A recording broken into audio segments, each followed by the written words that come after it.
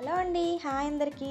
ఈరోజు మనం ఇంట్లోనే చాలా ఈజీగా పర్ఫెక్ట్గా వచ్చే ట్రెడిషనల్ ఇండియన్ స్వీట్ కజ్జికాయలు ఎలా తయారు చేయాలి అనేది చూడబోతున్నాం.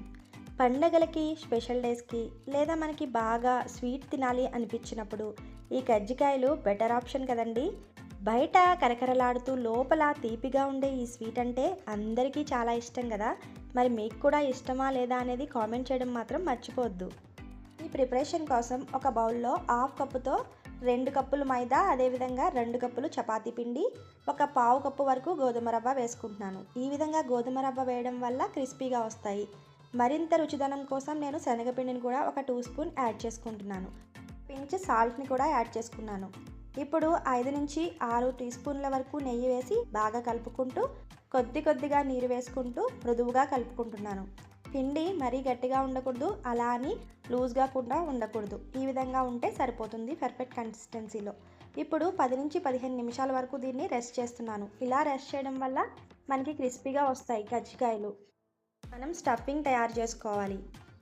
స్టఫింగ్ కోసం ఒక బాండీలో ముందుగా నెయ్యి వేసుకోండి. నెయ్యి కొంచెం హీట్ అయిన తర్వాత 2 కొబ్బరికాయలను ఈ విధంగా తురుముకుని కొంచెం ఫ్రై చేసుకోండి. ఇక్కడ 2 కొబ్బరికాయలు అంటే హాఫ్ కప్పుతో 3 కప్పులు వచ్చింది. దీనికి నేను హాఫ్ కప్పుతో 2 కప్పుల వరకు బెల్లాన్ని అయితే యాడ్ చేసుకున్నాను. అంటే 1 కప్పు బెల్లానికి 1.5 కప్పు తురుముని యాడ్ చేసుకున్నాను. పర్ఫెక్ట్గా సరిపోయింది. దీంట్లోనే ఇలాచీ పౌడర్ని మిక్స్ చేయండి. ఈ విధంగా ఇలాచీ వేయడం వల్ల కజ్జికాయలకు మంచి ఫ్లేవర్ వస్తుంది. తరువాత దీన్ని చల్లారనివ్వాలి. మనం కలిపి పెట్టుకున్న పిండిని చిన్న ఉండలుగా చేసి పూరీలలా వత్తాలి. పూరీ అనేది మరీ దలసరిగా కాకుండా మరీ పల్చగా కాకుండా మీడియంగా ఉండాలి. కజ్జికాయల మౌల్డ్లో ఆ పూరీని వేసుకోండి. అంచులను బాగా ప్రెస్ చేయండి. వాటర్ని కూడా తడి చేసి డిజైన్ కరెక్ట్గా పడేలా చూసుకోండి. ఇప్పుడు 1 స్పూన్ స్టఫింగ్ను దీని లోపల పెట్టేయండి. స్టఫ్ పెట్టిన తర్వాత ఈ విధంగా క్లోజ్ చేసి ఎడ్జెస్లో ఎక్స్ట్రా ఉన్నదాన్ని తీసివేయండి. సో ఈ విధంగా కజ్జికాయలు అనేవి రెడీ అయిపోయినాయండి.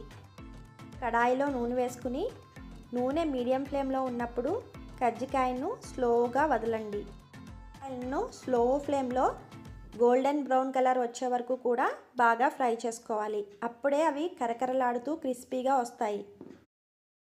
గోల్డెన్ బ్రౌన్ కలర్ వచ్చాక బయటకు తీసేయండి. అంతేనండి, మన సూపర్ టేస్టీ అయిన కజ్జికాయలు అనేవి రెడీ అయిపోయినవి.